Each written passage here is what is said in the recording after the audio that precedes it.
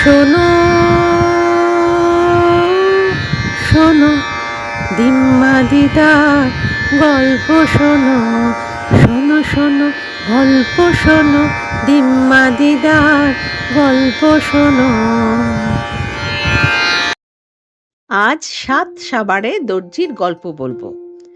একদিন এক গ্রীষ্মের সকালে এক দর্জি তার জানলায় বসে সেলাই করছিল। তখন এক বুড়ি জেলি চাই বলে হেঁকে যাচ্ছিল। দর্জি ভাবলো ভালোই হলো, শুকনো রুটিতে একটু জেলি মাখিয়ে খেলে ভালোই হয়। তাই বুড়ির থেকে একটু জেলি নিয়ে রুটিতে মাখিয়ে রাখলো। বুড়ি তো খুব রেগে গেল, কারণ এতক্ষণ ধরে সে সব দেখানোর পর, এত কথা খরচা করার পর সে মাত্র 2 ঢাকনা জেলি নিল। সে আর কতটুকুই বা দাম। রেগে গিয়ে কিপটে বুড়ো বলে চলতে লাগলো। দর্জি তো জানে এই রুটি তার সকালের খাবার, যেটা একটু একটু করে খেয়ে দুপুর অবধি টেনে দেয়। তাই জেলি মাখানো রুটি পাশে রেখে সেলাই করতে লাগলো।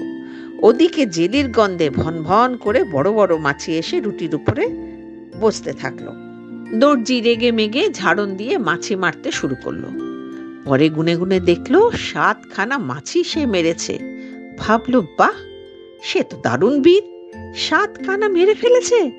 এই ভেবে একটা মোটা দেখে কোমর বন্ধ বানিয়ে তাতে লিখলো 1 ঘায়ে 7টা সাবার। ভাবলো সে যেখানে থাকে সে এক ছোট্ট জায়গা, তার জায়গায় নয়। এই পৃথিবীকে ঘুরে ঘুরে জানাতে হবে তার বীরত্ব কত। দর্জির 3 কুলে কেউ ছিল না, তাই পিছুটানও নেই। জুতো পরে কোমর বন্ধ কোমরে লাগিয়ে কাঁধে একটা বড় ঝোলায় দরকারি জিনিসপত্র নিয়ে সে পৃথিবী ঘুরতে বেরোলো। যেতে যেতে এক পাহাড় চূড়োয় গিয়ে পৌঁছলো। সেখানে গিয়ে দেখে বিশাল আকার দৈত্য বসে আছে। দর্জি ছিল মহাচালাক। দৈত্যকে দেখে একটু তো ভয় হয়েছে, কিন্তু সে তো প্রকাশ করা যাবে না। মুখে বলল, শুভ দিন বন্ধু, তুমি এই পাহাড় চূড়ায় বসে দুনিয়া দেখছো, আর আমি চলেছি ভাগ্য অন্বেষণে, যাবে আমার সঙ্গে? দৈত্য বলল, টিকটিকির মতো মানুষ ছাড়া তুমি আর কেউ নও, পালাও এখান থেকে। দর্জি তখন কোমর বন্ধর লেখাটা দেখালো। দৈত্য পড়ে দেখলো 1 ঘায়ে 7 সাবার। দৈত্য ভাবলো দর্জি বোধহয় একসঙ্গে 7টা মানুষ মেরেছে, তাই একটু ভয়ও পেল। তাও একটু বাজিয়ে দেখতে হবে ভাবলো। দৈত্যটা একটা পাথর তুলে 2 হাত দিয়ে এমন জোর দিল, এমন চাপ দিল যে পাথর থেকে জল বেরিয়ে এলো। দৈত্য বলল, কি এমন করতে পারবে? দর্জি বুক ফুলিয়ে বলল, তোমার তো 2টো হাত লাগলো, আমি 1 হাত দিয়েই করতে পারবো। এই বলে ঝোলায় হাত দিয়ে সঙ্গে আনা পনির বার করলো। পনির সাদা চৌকো মতো একটা খাবার জিনিস। দৈত্য ভাবলো পাথরই হবে। দর্জি কয়েকটা পনির হাতে নিয়ে মুঠো করে 1 হাতে চাপ দিতেই প্রচুর জল বেরিয়ে গেল। দর্জি বলল, দেখলে তো কত জল বার করলাম। দৈত্য তো খুব অবাক হয়ে গেল, ভাবলো এইটুকু একটা লোক কি করে এটা করলো। তাও একটা পাথর উপরের দিকে ছুঁড়ে দিয়ে বলল, ঘড়ি দেখো, এত জোরে ওপরে ছুঁড়েছি যে সে আসতে অনেকটা সময় লাগবে। দর্জি যখন বাড়ি থেকে বেরোচ্ছিল তখন দেখে একটা চড়াই পাখি ঘরে ঢুকে গেছে। ওটাকে ধরে ঝোলায় ভরে নিয়ে ভেবেছিল বাইরে এসে ছেড়ে দেবে, কিন্তু সে কথা সে ভুলেই গিয়েছিল। তাই একটা কায়দা করলো, বলল, শোনো, আমি এমন জোরে ছুঁড়বো এক পাথর ওপরে যে জীবনেও সে পাথর পৃথিবীর ভূমিতে নামতে পারবে না। বলেই ঝোলা থেকে মুঠো করে চড়াই পাখিটাকে নিয়ে উপর দিকে দিল ছুঁড়ে। পাখিটাও মুক্ত হয়ে হাঁপ ছেড়ে বাঁচলো। সে কি আর ফিরে আসে? তাই এবারও দর্জি জিতে গেল। দৈত্য বুঝতেই পারছে না এইটুকু মানুষ কি করে এসব করছে। একটু সন্দেহ তার মনে জাগছে। দর্জিকে বলল, চলো তো আমার সঙ্গে। রাস্তায় যেতে যেতে বিরাট এক ওক গাছ পড়ে থাকতে দেখে দৈত্য বলল, দেখি তোমার কেমন শক্তি, আমার সঙ্গে এটা জঙ্গলের বাইরে নিয়ে চলো। দর্জিও তেমনি বলল, এই আর এমন কি শক্ত কাজ, তুমি গাছের গুড়িটা কাঁধে নিয়ে সামনে চলো, আমি সব ডালপালা একসঙ্গে নিয়ে কাঁধে নিয়ে যাচ্ছি। দৈত্যটা সামনে সামনে গুড়িটা কাঁধে নিয়ে চলল, আর দর্জি পেছনের গাছের একটা ডালে বসে পড়ল। দৈত্যটা গাছটা সামনে টেনে নিয়ে যাচ্ছে, কাজেই সে পেছনটা দেখতে পাচ্ছে না। দর্জি আদৌ গাছটা কাঁধে নেয়নি, উপরন্তু গাছের ডালে বসে আরাম শেষে যাচ্ছে। দর্জি শীষ দিয়ে গান গাইতে গাইতে চলল, যেন এই গাছ বয়ে নিয়ে চলা তার পক্ষে কোনো ব্যাপারই না। কিছুটা গিয়ে দৈত্য বলল, গাছটা নামাচ্ছি, বড্ড হাঁপিয়ে গেছি। দর্জি তখন সেই ডাল থেকে চট করে নেমে গাছের ডালপালাগুলো জড়িয়ে ধরল, যেন এইভাবেই সে এত দূর এসেছে। বলল, এই তোমার শক্তি? একজন এত বিশাল দৈত্য হয়ে এইটুকু গাছ বইতে পারছো না? দৈত্য বারবার দর্জির কাছে হেরে গিয়ে খুব অপমানিত হলো। তখন একটা শিক্ষা দেবার জন্য বলল, চলো, কাছেই আমার বন্ধুর ডেরা, ওখানে রাতটা কাটাই। সেখানে খাওয়া দাওয়া করে দৈত্য তাকে একটা বিশাল বিছানা দিল শোবার জন্য। এই দৈত্যের বিছানায় দর্জি একটা পিঁপড়ে মাত্র। সে বিছানায় গিয়ে শুয়ে পড়ল, কিন্তু ঘুম তো আসছে না। তখন বিছানা থেকে নেমে ঘরের একটা কোণায় গিয়ে শুয়ে পড়ল। মাঝরাতে দৈত্যটা একটা বিশাল গদা এনে খাটে মারতে লাগলো। ভাবলো, এবার নিশ্চয়ই মরবে মানুষটা। আসলে অন্ধকারে দর্জিকে দৈত্যটা দেখতেই পাচ্ছিল না। সকালে উঠে সব দৈত্যরা জঙ্গলে চলে গেল। দর্জিও ঘুম থেকে উঠে আস্তে আস্তে জঙ্গলের দিকেই হাঁটা দিল। কিছু দূর গিয়ে দৈত্যের সঙ্গে তার দেখাও হলো। দৈত্য ভাবলো, এই এরকম এত গদার বাড়িতেও সে মরল না, এখনো জীবিত সে। না জানি সে কত বড় শক্তিশালী। ভাবলো, দর্জি বোধহয় এবার ওদের মেরে টুকরো টুকরো করে দেবে। অমনি দৈত্যরা যে যেদিকে পারল পালিয়ে গেল। দর্জিও সোজা যেদিকে দু চোখ যায় হাঁটতে লাগলো। শেষে সন্ধে নেমে এলো।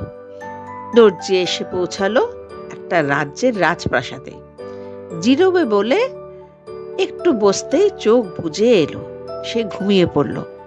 ভোরবেলায় প্রাসাদের লোকজন দেখলো একটা মানুষ দালানে ঘুমাচ্ছে। কোমর বন্ধে লেখা, এক ঘায়ে 7টি সাবার। ওরা রাজার কাছে তাকে নিয়ে গেল। রাজা তো খুব খুশি। এবার যুদ্ধ লাগলে ও একাই সব সাবার করবে। রাজা দর্জিকে রাজকর্মচারীর পদে দিলেন। ওকে থাকার জন্য একটা আলাদা বাড়ি, দাস দাসী সব দিলেন।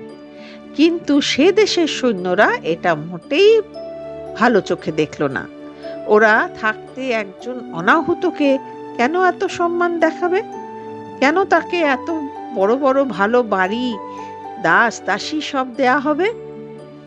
ওরা সবাই রাজার কাছে গিয়ে ইস্তফা দিল। যে একাই লড়াই করতে পারবে তাই সৈন্যদের প্রয়োজন নেই। রাজা দেখলেন একজনের জন্য সবাইকে তিনি হারাবেন, এটা কখনো হয়? খুব ভুল হয়ে গেছে। কিন্তু বরখাস্তও করতে পারছেন না। যদি দর্জি এক এক করে সবাইকে মেরে ফেলে তাহলে তিনি নিজের সিংহাসনও চলে যাবে।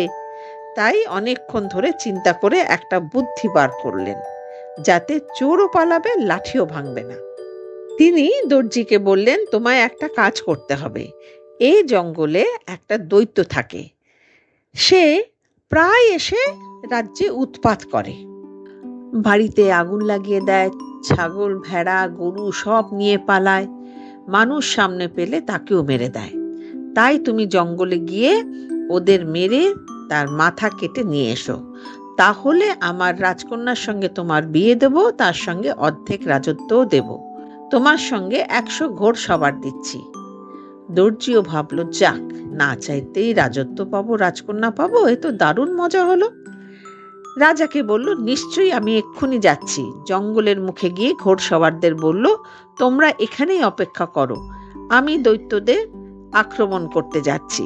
বেশ কিছুটা যাবার পর দেখলো এক বিশাল বট গাছের ছায়ায় 2টি দৈত্য আকাশ বাতাস কাঁপিয়ে নাক ডাকিয়ে ঘুমোচ্ছে। দর্জি করলো কি, মাটি থেকে 2 পকেট ভরে পাথরের নুড়ি নিয়ে গাছের একেবারে মগ ডালে গিয়ে বসলো। সেখান দিয়ে দৈত্যদের দেখা যাচ্ছিল। শক্ত করে বসে একটা দৈত্যকে লক্ষ্য করে টুপ টুপ করে পাথর ছুটতে লাগলো। দৈত্যটা প্রথমে বুঝতেই পারেনি কি হচ্ছে। পরে ঘুম থেকে উঠে পাশের দৈত্যটাকে জাগিয়ে জিজ্ঞেস করলো, আমায় মারছো কেন? অন্য দৈত্যটা বলল, স্বপ্ন দেখছো, আমি কেন মারবো? দিব্যি ঘুমাচ্ছিলাম, জাগিয়ে দিলে কেন? এই বলে দুজনে আবার ঘুমিয়ে পড়ল। তখন দর্জি অন্য দৈত্যটার গায়ে বড় বড় নুড়ি ছুটতে লাগলো। ব্যাস, ঘুম ভেঙে দুই দৈত্যের মধ্যে লড়াই লেগে গেল। হাতাহাতি হতে হতে, পাথর ছুঁড়ে মারতে মারতে তাদের দুজনের বেশ ব্যথা লাগলো। শেষে এমন রেগে গেল যে দুটো বিশাল গাছ উপড়ে নিয়ে দুজনে জোরে জোরে দুজনকে মারতে লাগলো। এমন জোরে মারলো যে শেষে দুজনেই মরে গেল।